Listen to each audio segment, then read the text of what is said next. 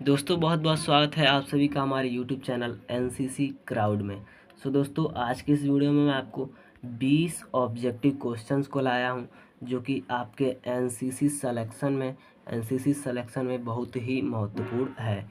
तो बने रहिए इस वीडियो में। दोस्तों आपसे एक रिक्वेस्ट है कि अगर आप इस चैनल पर नए हैं तो कृपया सब्सक्राइब कर लीजिए ताकि जो भी मैं एनसीसी और आर्मी से रिलेटेड वीडियो डालता हूं वो सबसे पहले आप तक पहुंचे। तो चलते हैं अपने पहले क्वेश्चन की तरफ। तो पहला क्वेश्चन जो हमारा क्या कह रहा है, चलिए देखते हैं। पहला क्वेश्चन हमारा कह रहा है एनसीसी का मुख्यालय कहाँ पर है। ऑप्शन ए है जयपुर, और बी है नई दिल्ली, और सी है मुंबई, और डी है हमारा पूना। तो इसका राइट आंसर जो हमारा हो जाएगा, इसका राइट आंसर हो जाएगा ऑप्शन बी, नई दिल्ली में जो है वो एनसीसी का मुख्यालय है। तो चलिए अपना क्वेश्चन 2 देखते हैं। क्वेश्चन 2 हमारा क्या कह रहा है। क्वेश्चन नंबर 2 हमारा कुछ इस प्रकार है। क्वेश्चन नंबर 2, एनसीसी की स्थापना कब हुई थी। ऑप्शन ए है 1944, और बी है 1945, और सी है 1948, और डी है हमारा 1946। तो इसका राइट आंसर जो हमारा हो जाएगा, दूसरा का जो हमारा राइट आंसर हो जाएगा वो ऑप्शन नंबर सी करेक्ट हो जाएगा। 1948 में जो है एनसीसी की स्थापना हुई थी। तो चलिए क्वेश्चन नंबर तीसरा देखते हैं। क्वेश्चन तीसरा हमारा यहाँ पे दूसरा का जो आंसर हो जाएगा 15 जुलाई 1948 में हुई थी। और तीसरा क्वेश्चन हमारा कह रहा है, तीसरा क्वेश्चन कह रहा है एनसीसी कैडेट्स के द्वारा सामाजिक कार्य किए जाते हैं।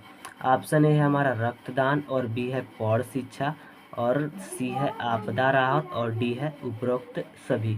तो जो एक एनसीसी द्वारा कार्य किया जाता है वो रक्तदान भी है, और पौध शिक्षा भी है, और आपदा राहत भी है। यानी इसका जो आंसर होगा वो हमारा ऑप्शन नंबर डी करेक्ट हो जाएगा, उपरोक्त सभी। जो एनसीसी के कार्य हैं, आपसे एनसीसी में ये भी पूछ सकता है कि एनसीसी का कार्य लिखिए, कार्यों का वर्णन कीजिए कि एक एनसीसी क्या क्या करते हैं। तो आप इसमें लिख सकते हैं एनसीसी जो है वो रक्तदान का कार्य करते हैं, पौध शिक्षा, आपदा राहत, ये सभी कार्य करते हैं। आपसे लॉन्ग क्वेश्चन में पूछ सकता है कि आप एनसीसी के कार्यों का वर्णन कीजिए। तो आप इस क्वेश्चन नंबर 3 से अपने शब्दों से बनाकर लिख सकते हैं। तो चलिए क्वेश्चन नंबर 4 की ओर बढ़ते हैं।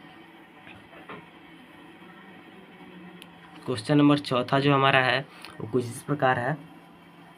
थल सेना दिवस कब मनाया जाता है। तो ऑप्शन ए हमारा 16 जनवरी, और बी है 12 जनवरी, और सी है हमारा 15 जनवरी, और डी है 17 जनवरी। तो चौथा का जो हमारा राइट आंसर हो जाएगा उसको देखते हैं। चौथा का राइट आंसर हमारा ऑप्शन नंबर सी हो जाएगा। ऑप्शन सी हो जाएगा, 15 जनवरी को जो है थल सेना दिवस मनाया जाता है। तो चलिए क्वेश्चन नंबर 5 देखते हैं। क्वेश्चन नंबर 5 क्या कह रहा है।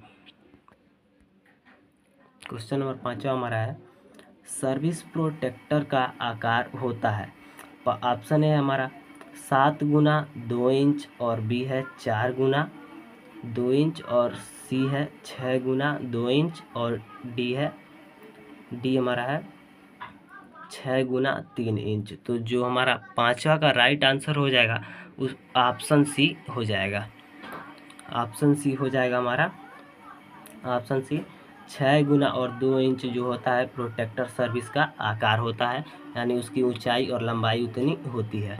तो चलिए क्वेश्चन नंबर 6वां की ओर बढ़ते हैं। क्वेश्चन नंबर 6वां हमारा क्या कह रहा है। क्वेश्चन नंबर 6वां हमारा क्या कह रहा है। क्वेश्चन 6 हमारा है सर्विस प्रोटेक्टर कितने प्रकार के होते हैं। ऑप्शन ए हमारा 3, और बी है 4, और सी है 6, और डी है 5। तो 6वां का जो हमारा राइट आंसर हो जाएगा वो ऑप्शन ए हो जाएगा। जो सर्विस प्रोटेक्टर में संख्या होती है वो 3 होती है। तो चलिए 7वां क्वेश्चन की ओर बढ़ते हैं। 7 क्वेश्चन हमारा क्या कह रहा है।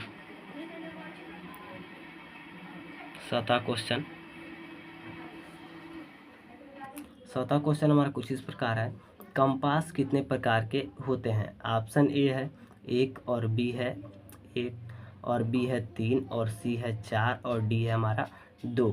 तो सातवां का जो हमारा राइट आंसर हो जाएगा वो ऑप्शन डी हो जाएगा। ऑप्शन डी हो जाएगा 2। यानी जो कैंपस की प्रकार होती है, वो कंपास की जो प्रकार होती है वो 2 प्रकार की होती है। तो चलिए इस कौन कौन सी होती है इसको बता देते हैं।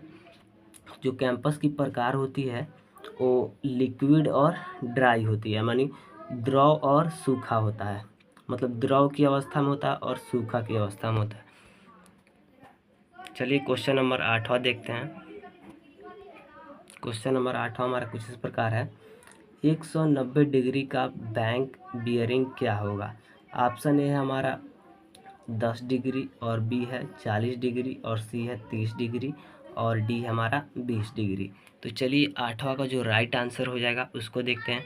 तो 8वां का हमारा ऑप्शन ए करेक्ट हो जाएगा। ऑप्शन ए करेक्ट हो जाएगा 10 डिग्री। तो चलिए 9वां क्वेश्चन की ओर बढ़ते हैं। 9वां क्वेश्चन हमारा क्या कह रहा है? 9वां क्वेश्चन हमारा कुछ इस प्रकार है।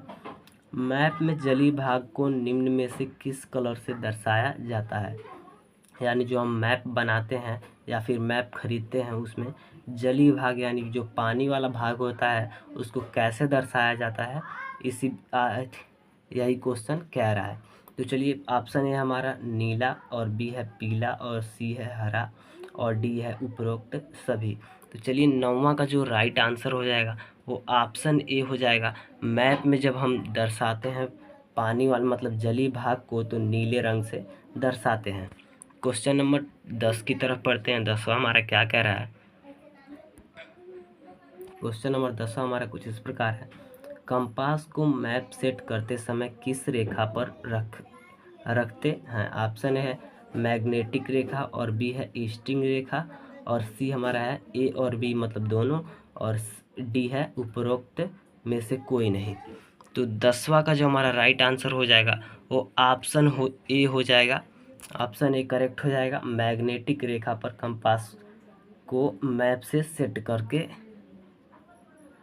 करते समय रेखा पर रखते हैं। चलिए क्वेश्चन नंबर 11 को देखते हैं। क्वेश्चन नंबर 11 क्या है? क्वेश्चन नंबर 11 है नॉर्थ कितने प्रकार के होते हैं? नॉर्थ कितने प्रकार के होते हैं? ऑप्शन ए हमारा 1 और बी है 2 और सी है 4 और डी है हमारा 3।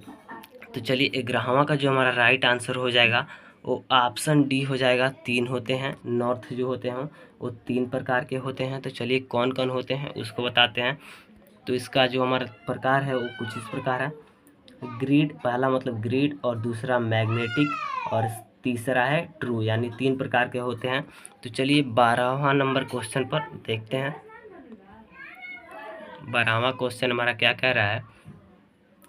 BIO का पूरा नाम क्या है?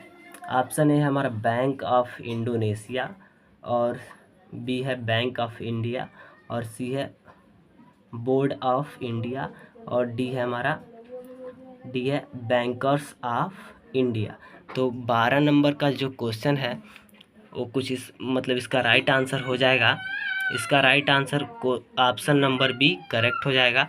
इसका ऑप्शन नंबर बी जो है वो करेक्ट हो जाएगा, बैंक ऑफ इंडिया। BIO का जो पूरा नाम है वो बैंक ऑफ इंडिया हो जाएगा। चलिए क्वेश्चन नंबर 13 की तरफ बढ़ते हैं। 13 हमारा क्या कह रहा है? 13 क्वेश्चन हमारा कुछ इस प्रकार है। जलियांवाला बाग हत्याकांड कब हुआ था? ऑप्शन ए है 1918 में और बी है 1920 में और सी है 1917 में और डी हमारा 1919 में।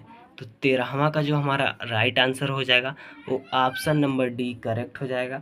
जो जलियांवाला बाग हत्याकांड हुआ था वो 1919 में हुआ था। चलिए 14वां क्वेश्चन देखते हैं। 14वां क्या कह रहा है? 14वां जो कह रहा है 14वां क्वेश्चन हमारा कह रहा है आर्मी की सबसे छोटी रैंक होती है। ऑप्शन ए है मेजर और बी है सिपाही और डी है कैप्टन और सी है कैप्टन और डी है जनरल।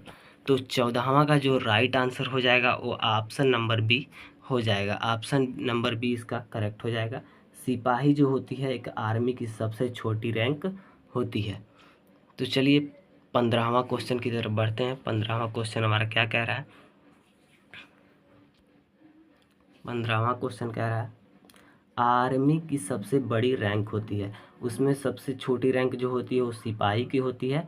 और पहले वाले क्वेश्चन 14वां नंबर क्वेश्चन में 14वां क्वेश्चन में कह रहा था कि सबसे छोटी रैंक होती है, यानी सबसे छोटी स्मॉलेस्ट रैंक सिपाही। और इसमें बताने वाले हैं आपको हम कि सबसे बड़ी रैंक यानी बिगेस्ट रैंक किसका होता है। तो चलिए देखते हैं। तो आर्मी की सबसे बड़ी रैंक होती है, ऑप्शन ए है मेजर, और बी है सिपाही, और सी है कैप्टन, और डी है जनरल। तो 15वां का जो हमारा राइट आंसर हो जाएगा वो ऑप्शन नंबर डी हो जाएगा। ऑप्शन नंबर डी इसका करेक्ट हो जाएगा। जो आर्मी की सबसे बड़ी रैंक होती है वो जनरल की होती है, और छोटी जो होती है वो सिपाही की होती है, और सबसे बड़ी रैंक जो होती है वो जनरल की होती है। अब चलिए 16वां क्वेश्चन देखते हैं। 16वां क्वेश्चन हमारा कुछ इस प्रकार है, भारत का सबसे कम जनसंख्या वाला राज्य कौन सा है?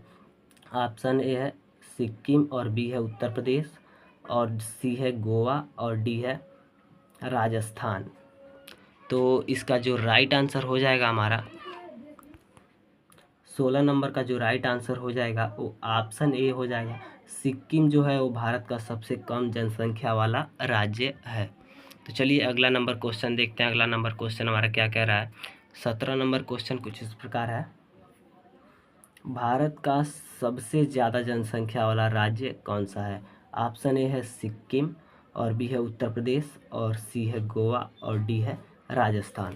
तो 17 नंबर का जो हमारा राइट आंसर हो जाएगा वो ऑप्शन नंबर बी जो है करेक्ट हो जाएगा। उत्तर प्रदेश में जो है, उत्तर प्रदेश में मतलब सबसे ज़्यादा जनसंख्या वाला राज्य है। और सबसे कम बोले तो सिक्किम, सबसे कम बोले तो सिक्किम, और सबसे ज़्यादा बोले तो उत्तर प्रदेश। तो चलिए 18वां क्वेश्चन की तरफ बढ़ते हैं। 18वां क्वेश्चन हमारा महत्वपूर्ण है, इस पे ध्यान दीजिएगा। ISRO का पूरा नाम क्या है? यानी इसरो का पूरा नाम क्या है? इसरो एक रिसर्च सेंटर है, इसका पूरा नाम क्या है? तो चलिए ऑप्शन नंबर ए देखते हैं क्या है।